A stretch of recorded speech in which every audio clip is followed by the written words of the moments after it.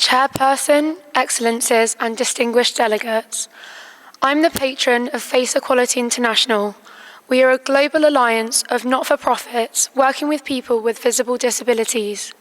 We estimate that around 72 million people have a visible difference. I'm a proud member of this community myself, as well as an author, television presenter, and a YouTuber. I first became a social media user at the age of 8. 2 years earlier, doctors had given me a life-changing diagnosis of an arteriovenous malformation, an AVM, on my face. This turned life as I knew it upside down. Hospitals became my second home, and I had to give up all the activities I had previously enjoyed. As my condition developed, my appearance changed too, and I found the adjustment very hard. As a child, my small online presence was supervised by my parents. It gave me connections which I could pursue from my hospital bed, and took my mind off the realities I was facing. Recording videos also helped me confront my new appearance. Social media became a lifeline for me. But even as a child, posting content as someone with a visible difference led to hate, comments from strangers. These were not just children, but adults too. At the time, around 20% of the comments were negative and about my appearance, although now, that percentage has grown. They called me ugly, a monster, told me that if they looked like me, they would kill themselves, or suggested that my face was a reason to use contraception.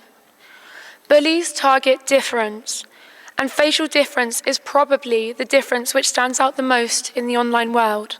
It's the first thing a viewer sees. The online hatred related to my visible disability continues now as an adult, and can sometimes be sexualized too.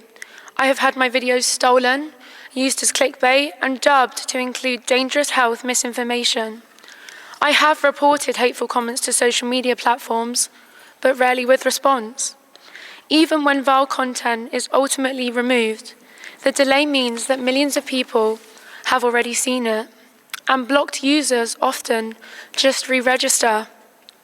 Platform content filters detecting ableist language often do not solve the problem of slurs about facial difference. Sadly, I am not alone in my experience of cyberbullying.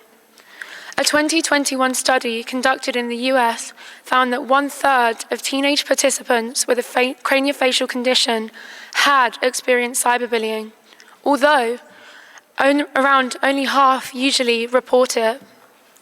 A 2017 survey from the UK charity Changing Faces found that 92% of visibly different participants who had used dating apps had received negative comments about their appearance from other users.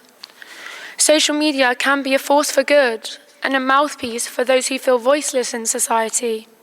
Positive representation is something I'm truly passionate about. Visibly different faces are still commonly used to denote evil in popular culture. Challenging these stereotypes is critical. Faster reporting processes which recognize the increased risk of hatred towards people with visible disabilities are essential. We also need content filters to be strengthened in consultation with the visible difference community, and a stricter platform accountability to ensure this happens. But this is not just about platforms. Governments need to take action too.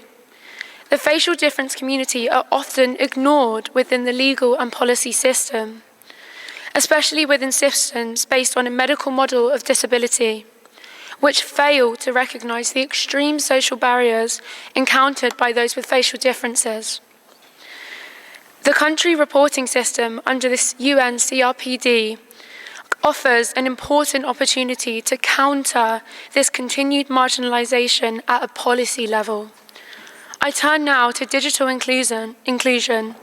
True digital inclusion is essential for economic and social participation. In many countries, facial recognition is increasingly a part of everyday life, but this technology is failing our community.